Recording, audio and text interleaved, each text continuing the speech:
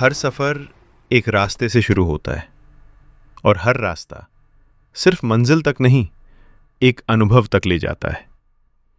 आज का ये सफ़र सिर्फ एक रोड ट्रिप नहीं, बल्कि आस्था की ओर बढ़ता हुआ एक कदम है। हम तीन तैयार थे, दिल में उत्साह, आंखों में मंजिल।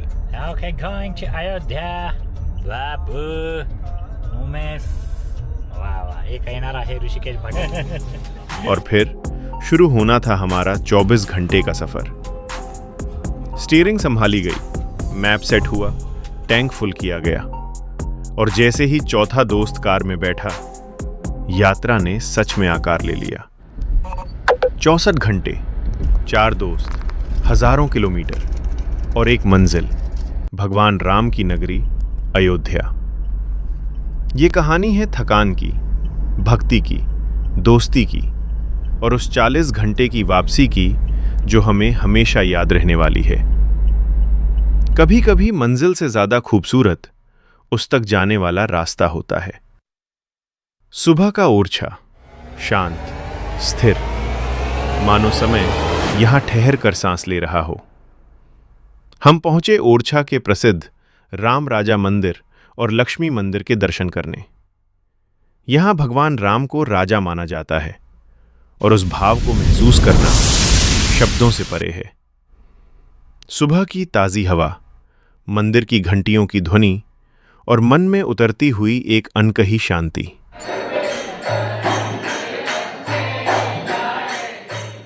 लंबी ड्राइव के बाद आखिरकार हम पहुंचे अयोध्या।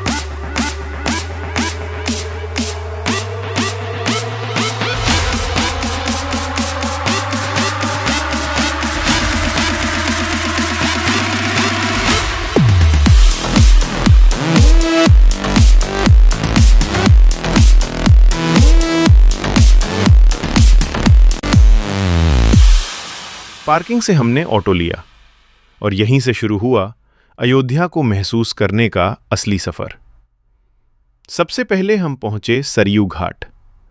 सरयू की लहरें मानो सदियों की कथाएं अपने भीतर समेटे बह रही हों।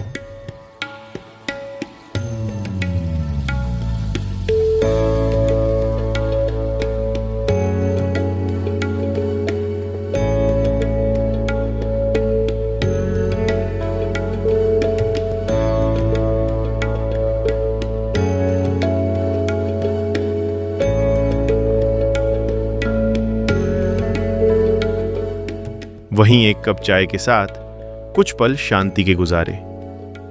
कभी कभी साधारण सी चाय भी असाधारण सुकून दे जाती है।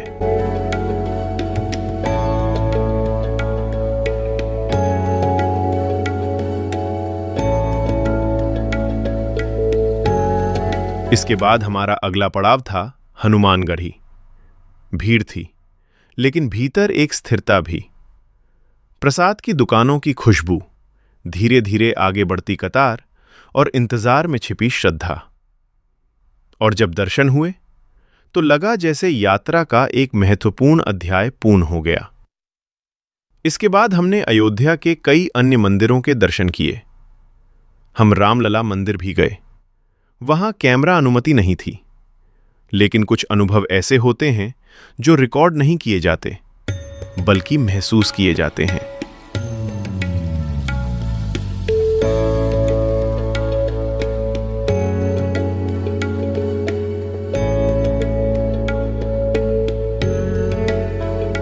मंदिर निर्माण के लिए देश भर से आईं शिलाएं।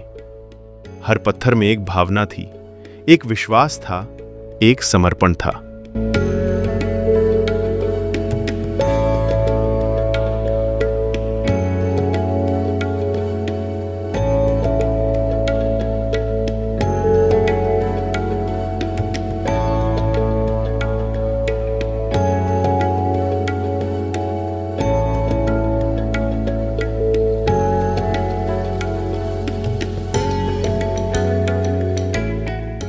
स्थानीय कार्यशालाओं में सुंदर मूर्तियां बनते देखना मानो पत्थर में प्राण प्रतिष्ठित होते देखना हो।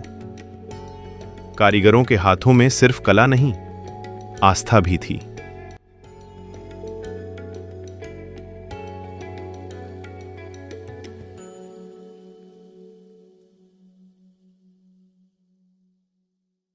पास ही एक प्राचीन कुंड, जहां एक बुजुर्ग हमें उसका इतिहास और महत्व समझा रहे थे।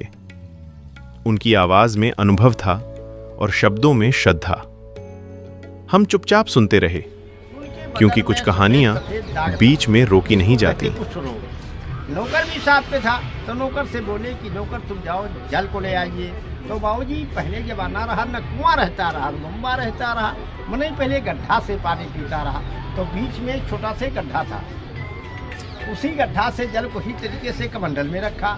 जब जब राजा को दिया, तुमका हाथ गोड़ सुपरण अच्छा हो गया। तब नौकर से पूछने लगे कि तुम जगह को बताओ, जल कहाँ से लाया है। तब उसका नौकर डरने लगा कि राजा महाराजा का शरीर है, तालाब का गंदा पानी दे दिए, कहीं गोड़ हाथ खजवाने नहीं लगा। अयोध्या की गलियों में बंदरों की चंचलता भी इस नगरी की पहचान है। कुंड में मछलियों को दाना खिलाते हुए मन अनायास ही शांत हो गया, जैसे हर छोटी क्रिया भी इस यात्रा का हिस्सा हो।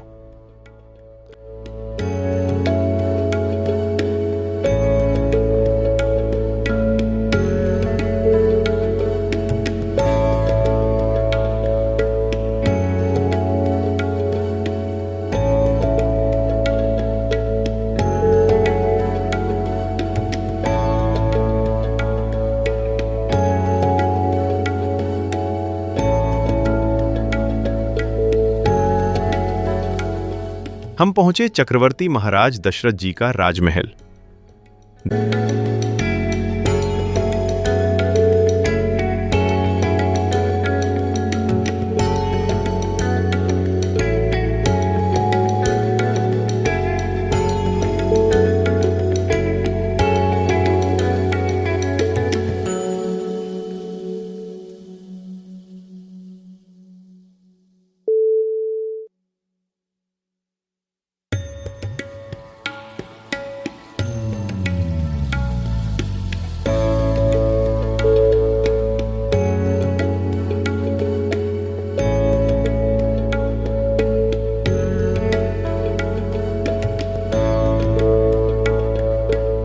दीवारों पर लिखा सीता राम, और लोग उंगलियों से उस नाम को स्पर्श करते हुए। शायद यही विश्वास है जो इस नगरी को जीवित रखे हुए है।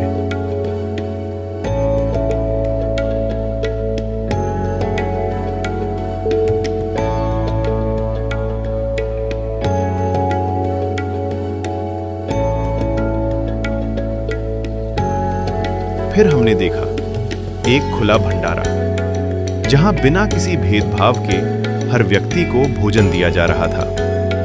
न जाति, न धन, न कोई पहचान की आवश्यकता, बस सेवा और समानता। शायद यही अयोध्या का सबसे बड़ा संदेश है।